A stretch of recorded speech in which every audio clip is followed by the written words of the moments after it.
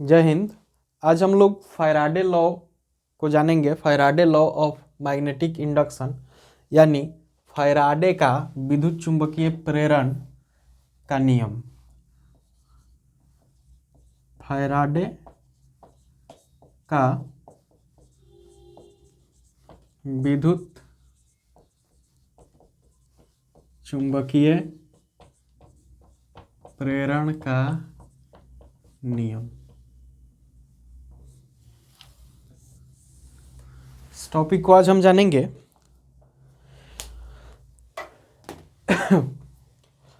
Faraday ने विद्युत चुंबकीय प्रेरण के लिए दो नियम बताए हैं। और दोनों नियम क्या हैं? एक तो कहता है कि किसी भी कॉइल, इंडक्शन कॉइल या किसी भी बंद परिपथ के साथ जो मैग्नेटिक फ्लक्स अटैच होता है, उस फ्लक्स के चेंज होने पे क्या होता है कि उस चालक में या उस बंद परिपथ में एक धारा प्रवाहित होने लगती है, या एक इलेक्ट्रोमोटिव फोर्स जो है, इलेक्ट्रोमोटिव फोर्स इंड्यूस्ड हो जाती है, प्रेरित होती है। ठीक, तो हम समझते हैं इस बात को। आइए सबसे पहले समझें कि ये प्रेरण होता क्या है, विद्युत चुंबकीय प्रेरण। उसके बाद नियम को जानेंगे। तो एक एग्जाम्पल मैं आपके सामने रखता हूँ। मान के चलो कि आपके पास एक चालक है, एक कंडक्टर है। कंडक्टर क्या हो सकता है? कोई वायर, जैसे तांबे की तार जो होती है कंडक्टर होती है। तो आपके पास एक कंडक्टर है और आपने उस कंडक्टर का एक कॉइल बनाया। कॉइल माने कुंडली, सांपुआ वाला कुंडली, जानते हैं।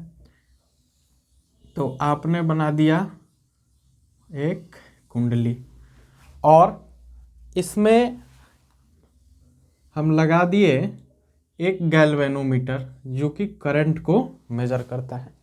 लेकिन ध्यान रहे कि इसमें कहीं हमने कोई सेल नहीं जोड़ा है। और इलेक्ट्रिसिटी के फ्लो होने के लिए, इलेक्ट्रिक करंट के फ्लो होने के लिए इसमें सोर्स ऑफ इलेक्ट्रिसिटी होना चाहिए। ठीक, ये बेसिक बात है। टॉर्च में जब तक बैटरी नहीं डालोगे टॉर्च नहीं जलेगी, ठीक ना। तो जब तक इलेक्ट्रिसिटी का सोर्स नहीं है तब तक धारा प्रवाहित नहीं होगी, हम जानते हैं। और हम इसमें कोई सेल ऐड करने नहीं जा रहे हैं, लेकिन इसमें धारा प्रवाहित होगी। कैसे? तो प्रेरण के द्वारा, ठीक ना। कैसे? इंडक्शन के माध्यम से।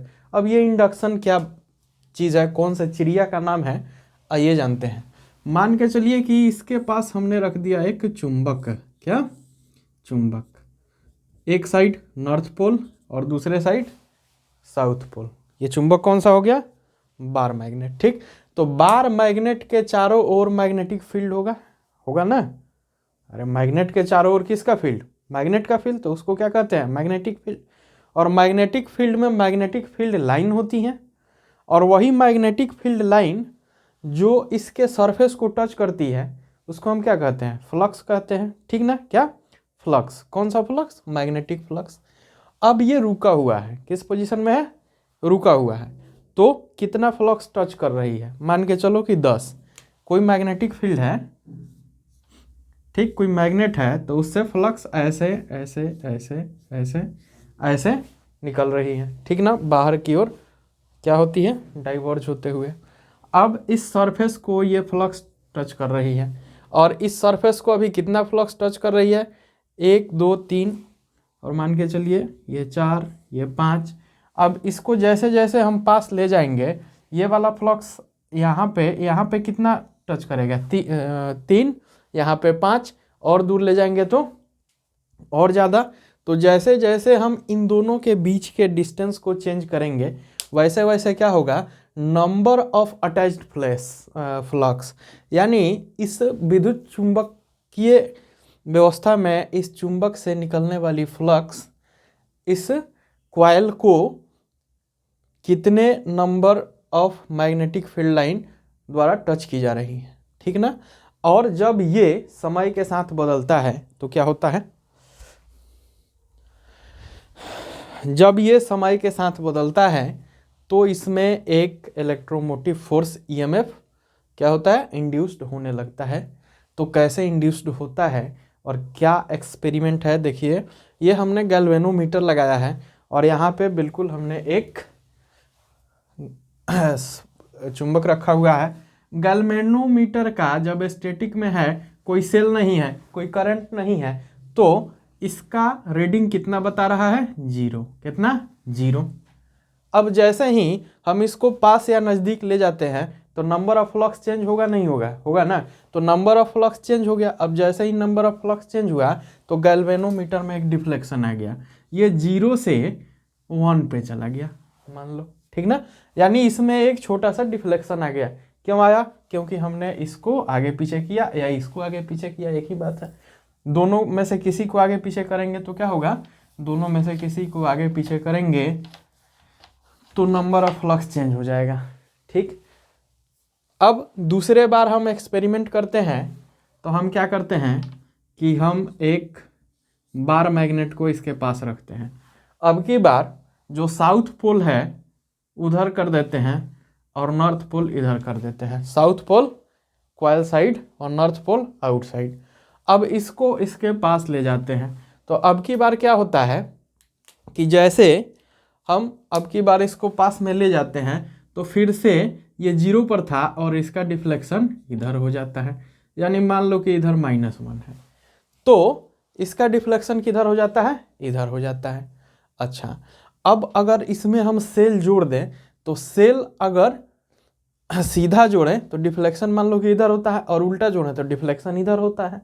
तो सेल के बदलने पे गैल्वेनोमीटर के सुई का जो डिफ्लेक्शन है, धारा का जो दिशा है, डायरेक्शन है, उस डायरेक्शन को भी बताता है कि किस डायरेक्शन में धारा जा रही है।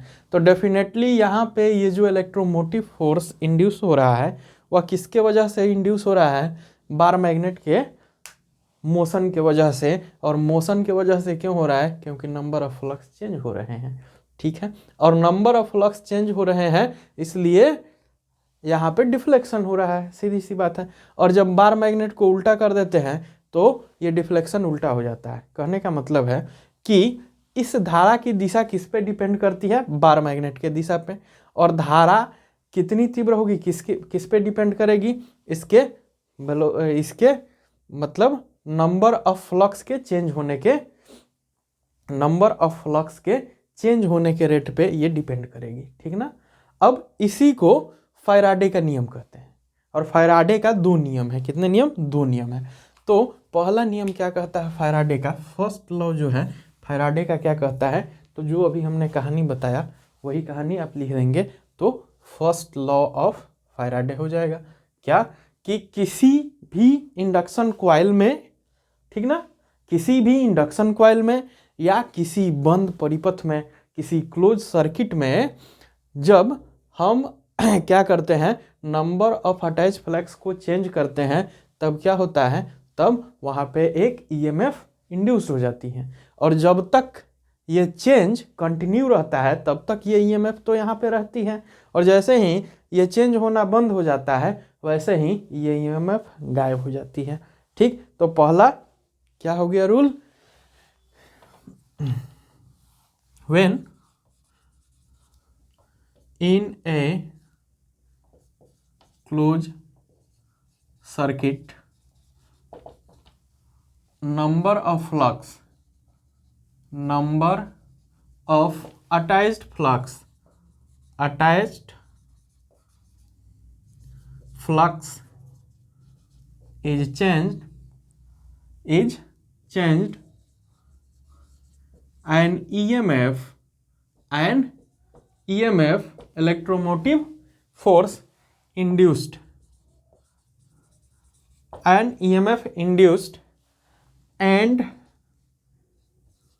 remain till changing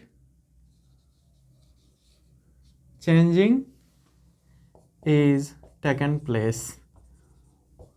जब तक चेंज होता रहेगा तब तक क्या होगा? तब तक ये ईएमएफ वहाँ पे प्रेजेंट रहना है और जैसे ही इस चेंज को रोक देंगे ये ईएमएफ गायब हो जाएगा। इसका प्रैक्टिकल मीनिंग समझते हैं कि अभी इतना दूरी पे है तो अभी मान के चलो कि 10 गो फ्लक्स क्या कर रहा है? इसको टच कर रहा है। अब इसको हम थोड़ा सा और नज़दीक ले गए तो 9 फ्लक्स टच कर रहा है, तो 10 से 9 चेंज हुआ। अब 9 पे ही रोक दें, अगर 10 पे रुका हुआ है तो रीडिंग 0 बताएगा, और 9 पे रोक दें तो भी रीडिंग 0 बताएगा। तो रीडिंग कब आएगा, 1 या -1 कब आएगा, किसी भी डायरेक्शन में करंट कब फ्लो होगी, जब 10 से 9 या 9 से 10, फिर 9 से 8, फिर 8 से 7, फिर 7 से 8, ऐसे होता रहेगा। मतलब कहने का मतलब प्रैक्टिकली ये है कि इन दोनों के बीच की दूरी जो है बदलते रहनी चाहिए, या इन दोनों के बीच एक रिलेटिव मोशन होते रहना चाहिए, ताकि नंबर ऑफ फ्लक्स क्या हो जाए, बदलते रहे। तो इस कंडीशन में इसमें ईएमएफ इंड्यूस होगा, और अगर इन दोनों के बीच का रिलेटिव मोशन कोई 0 है तो इन दोनों के बीच कोई ईएमएफ इंड्यूस नहीं होगा। ठीक, तो ये तो हो गया फर्स्ट नियम। अब सेकंड नियम क्या कहता है फैराडे? सेकंड नियम जो कहता है वह यह है कि जो इसमें इंड्यूस हो रही है ईएमएफ, वह किन बातों पे डिपेंड करती है। सेकंड नियम यही है, और यहीं से हम ईएमएफ का डेरिवेशन भी करेंगे। तो चलिए जानते हैं कि जो इंड्यूस्ड ईएमएफ है वह किस बात पे डिपेंड करती है। तो वह डिपेंड करती है कि कितना नंबर ऑफ फ्लक्स जो है किस रेट से किस टाइम फंक्शन के साथ चेंज हो रही है। रेट माने फंक्शन ऑफ टाइम। तो सेकंड नियम क्या कहेगा? सेकंड नियम लिख देंगे कि EMF induced in the circuit is directly proportional to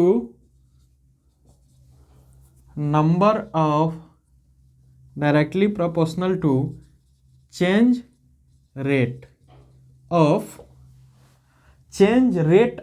what? Magnetic flux और flux। change rate of flux, समझ रहे हैं बात? change rate of flux।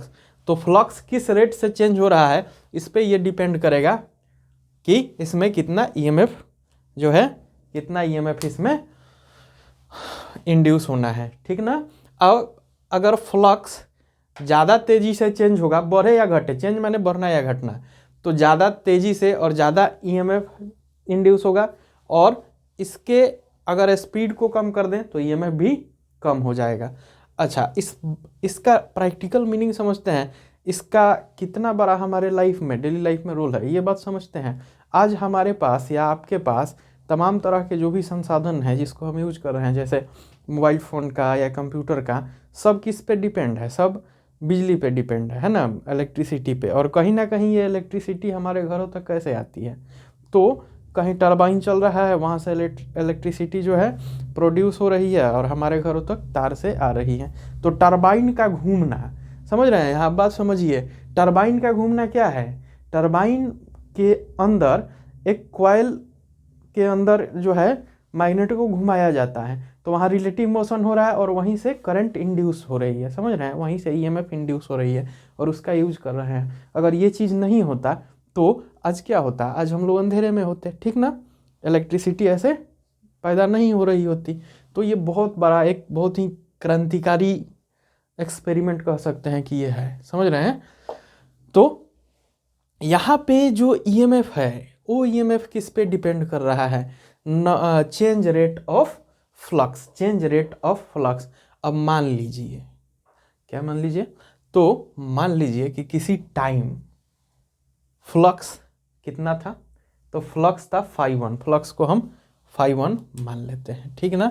तो हमने मान लिया कि फ्लक्स किसी टाइम φ1 था, फोर टाइम हमने मान लिया कि at time t1 flux is equal to φ1, ठीक ना? Flux is equal to φ1, flux is equal to φ1। अब हमने मान लिया and after a little time, after delta t, a little time after delta t या t1 प्लस डेल्टा टी या t2, after delta t at t2 flux जो हम मान लेते हैं वह φ2 हो जाता है, ठीक ना? फ्लक्स कितना हो जाता है, φ2 हो जाता है।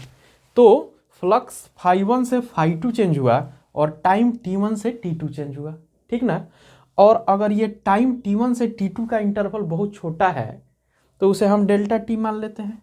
तो एक बहुत छोटे से टाइम इंटरवल डेल्टा t के लिए φ1 से φ2 चेंज हो जाता है, समझ रहे हैं, φ1 से φ2 चेंज हो रहा है। तो φ1 में मान लीजिए कि एक छोटा सा चेंज आया डेल्टा फाई, तो डेल्टा फाई जो चेंज आया छोटा सा, वह छोटा सा जो चेंज है किस टाइम में हुआ, डेल्टा टी टाइम में हुआ। तो फ्लक्स का चेंज रेट क्या हो गया, फ्लक्स का चेंज रेट क्या हो गया, फ्लक्स का चेंज रेट यहाँ हो गया, चेंज रेट हो गया डेल्टा फाई यानी φ2 माइनस φ1 अपॉन डेल्टा टी, समझ रहे हैं, φ2 माइनस φ1। इसे मैं एक और स्टेप अगर लिख दूं तो क्या होगा, φ2 minus φ1 upon t2 minus t1, ठीक ना। Change in flux upon time interval, तो चेंज इन फ्लक्स एक बहुत ही छोटा सा चेंज है डेल्टा फाई और एक छोटा सा टाइम इंटरवल है डेल्टा टी, समझ रहे हैं इस बात को। तो हमने ये मान लिया। अब देखिए दो कंडीशन है। पहले तो अगर हम ईएमएफ को माने तो ईएमएफ जो है हमारा इसके प्रोपोर्शन में हो जाएगा, EMF proportional to delta phi upon delta t, ठीक। ईएमएफ किसके प्रोपोर्शन में हो गया, delta phi upon delta t, इसको नोट कर लेंगे। अब यहाँ पे दो कंडीशन है, फ्लक्स समय के साथ बढ़ सकता है या घट भी सकता है, यानी φ1 φ2 और φ1 के बीच क्या रिलेशन हो सकता है कि φ2 ज़्यादा हो सकता है φ1 कम हो सकता है, या φ1 कम हो ज़्यादा हो सकता है φ2 कम हो सकता है। तो φ1 कम होने का मतलब है कि फ्लक्स, नंबर ऑफ फ्लक्स बढ़ रहे हैं। जैसे 10 से जब 9 होगा तो φ1 10 है और φ1 10 है और φ2 9 है, और जब 9 से 10 हो गया तो φ1 क्या है, 9 है, φ1 9 है और φ2 10 है, तो इसमें उल्टा हो गया। तो एक्सपेरिमेंट में देखा ये गया, क्या देखा गया कि जब नंबर ऑफ फ्लक्स इंक्रीज होता है, क्या, जब नंबर ऑफ फ्लक्स इंक्रीज होता है तो ईएमएफ, जो ईएमएफ यहाँ इंड्यूस होती है वह इन्वर्स ईएमएफ होती है। कैसे ईएमएफ होती है, इन्वर्स, इन्वर्स माने इसका ठीक अपोजिट, इसके पहले माइनस लेंगे। तो इसको मैं मिटा देता हूं।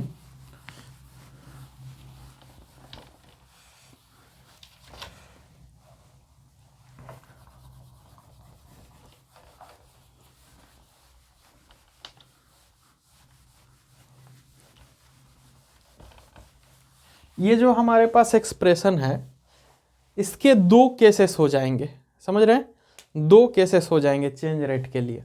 तो केस वन में जो है φ2 और φ1 के बीच क्या संबंध है, तो φ1 छोटा है और φ2 बड़ा है, φ1 छोटा है और φ2 बड़ा है, माने करे जो फ्लक्स है वो पहले कम था और बाद में बढ़ गया, फ्लक्स इंक्रीज हो रहा है। तो इंक्रीज हो रहा है तो इस केस में ये क्या हो जाएगा, निगेटिव हो जाएगा, ठीक ना। इस केस में ये क्या हो जाएगा, ये हो जाएगा निगेटिव।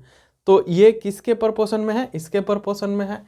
तो इस केस में negative EMF is equal to φ2 minus φ1, समझ रहे हैं, अपॉन डेल्टा टी, ठीक, ले सकते हैं यहाँ से φ2 माइनस φ1 अपॉन डेल्टा टी, और ये माइनस में रहेगा और यहाँ पे इक्वल नहीं, यहाँ पे रहेगा अल्फा, ठीक ना। तो इसका मीनिंग हो गया कि अगर इस माइनस को इधर हम ट्रांसफर कर दें तो इसका मीनिंग क्या हुआ, इसका मीनिंग हुआ ईएमएफ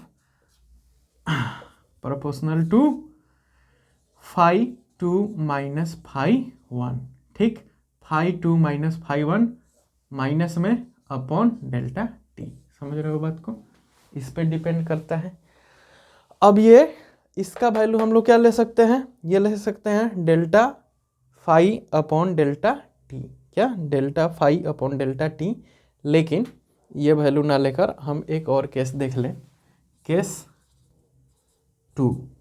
ये केस 1 है। तो केस 2 में क्या हो सकता है कि पहले φ1 ज़्यादा था और बाद में घट गया, तो φ2 छोटा हो गया, ठीक ना।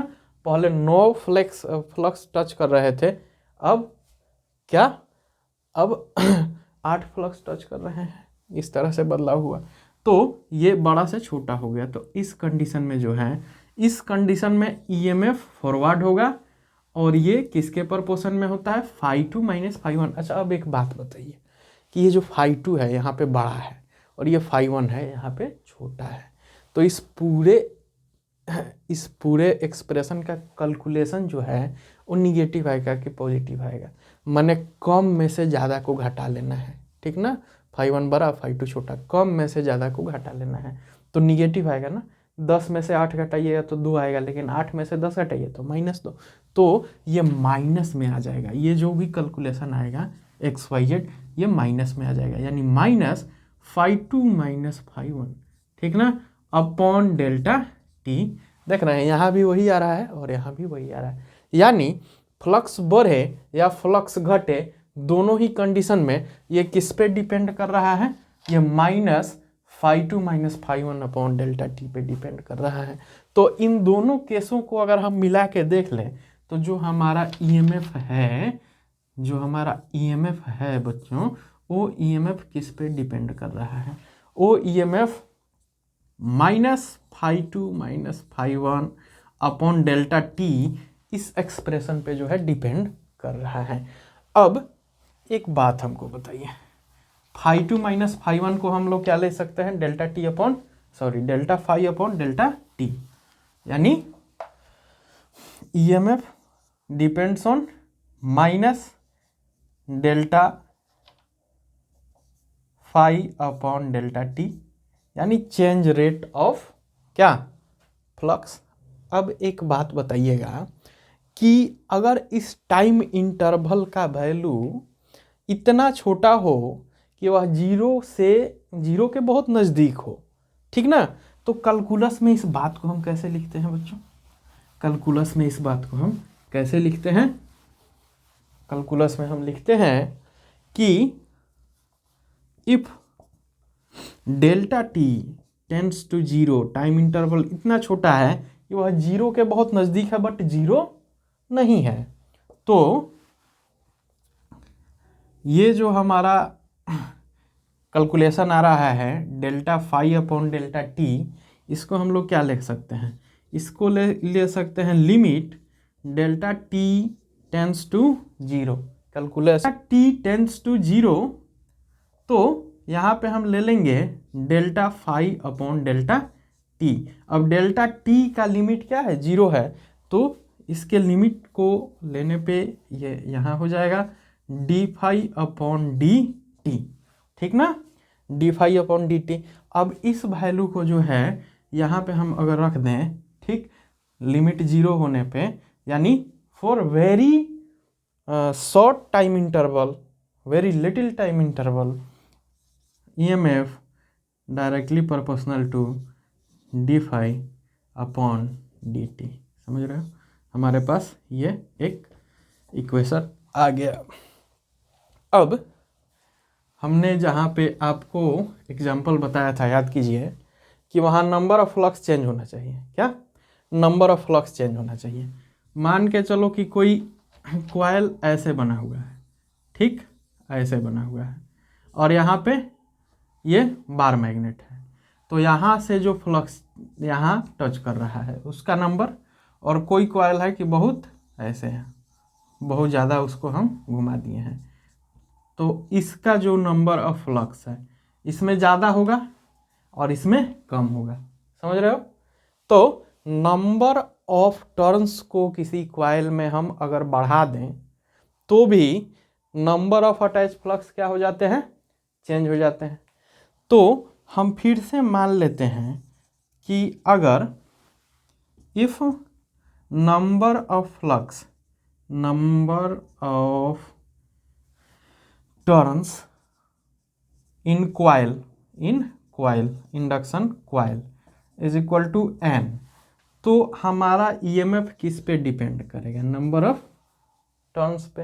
तो हमने ले लिया E डिपेंड्स ऑन टर्न।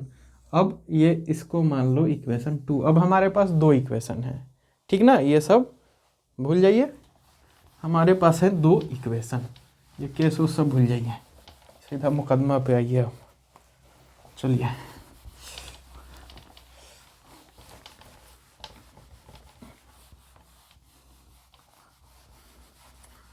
हमारे पास दो इक्वेशन है बच्चों। एक तो कह रहा है कि E d∅/dt पे डिपेंड करता है शॉर्ट टाइम इंटरवल के लिए, और एक कहता है E नंबर ऑफ टर्न पे डिपेंड करता है डायरेक्टली। जितना नंबर ऑफ टर्न बढ़ा देंगे, माने जितना फेरों की संख्या बढ़ाएंगे उतना ज़्यादा फ्लक्स उसको टच करेगा, और उतना ज़्यादा ईएमएफ क्या होगा, उतना ज़्यादा ईएमएफ इंड्यूस्ड होगा, या उतना कम ईएमएफ इंड्यूस होगा अगर कम कर दें तो हम इन दोनों को मिलाकर क्या लिख सकते हैं? From 1 and 2 we have EMF proportional to n times d∅/dt लिख सकते हैं ना, दोनों पे डिपेंड करता है। अब अगर हम इस प्रोपोर्शन के साइन को रिमूव कर दें तो क्या आ जाएगा? कि n d∅/dt, यहाँ पे d∅/dt और इसका SI यूनिट ले लें तो k का मान 1 हो जाएगा, समझ रहे हो, k का मान 1 हो जाएगा। इसका मतलब क्या हुआ? तो इसका मतलब ये हुआ कि ये जो ईएमएफ है ये ईएमएफ को वोल्ट में लें, और d∅ या जो मैग्नेटिक फ्लक्स है इसका वेबर होता है और टाइम का सेकंड होता है, तो इसका वैल्यू वेबर पर सेकंड और इसका वोल्ट ले लें तो k का वैल्यू क्या हो जाएगा? 1। और जब k का वैल्यू 1 हो जाएगा तो EMF is equal to, sorry यहाँ पे कुछ छूटा हुआ है, तो यहाँ पे छूटा हुआ है माइनस, ठीक ना, तो यहाँ पे ये माइनस हो जाएगा और यहाँ पे ये माइनस हो जाएगा। तो EMF is equal to -n d∅/dt, ठीक, d∅/dt, यानी जो ईएमएफ है electromotive force in a induction coil is equal to number of turns of wire multiplied by change rate of flux, ठीक। तो यही हमारा फैराडे का रूल है, क्या? EMF is equal to -d∅/dt, देखो -n d∅/dt, माइनस का मतलब क्या हुआ? तो माइनस का मतलब यही होता है ना सीधा सा, कि जब हम नंबर ऑफ फ्लक्स को बढ़ा देंगे तो ईएमएफ घट जाएगी, ईएमएफ इन्वर्स हो जाएगी, और जब हम नंबर ऑफ फ्लक्स को घटाने लगेंगे तो ईएमएफ फॉरवर्ड डायरेक्शन में चलेगी। यहाँ माइनस का मीनिंग यही हुआ कि फ्लक्स का चेंज रेट जो है बढ़ाने पे, यानी नंबर ऑफ लाइन बढ़ते जाएगा तो वह किस डायरेक्शन में चलेगी? इन्वर्स डायरेक्शन में, और जब घटेगा तो फॉरवर्ड डायरेक्शन में।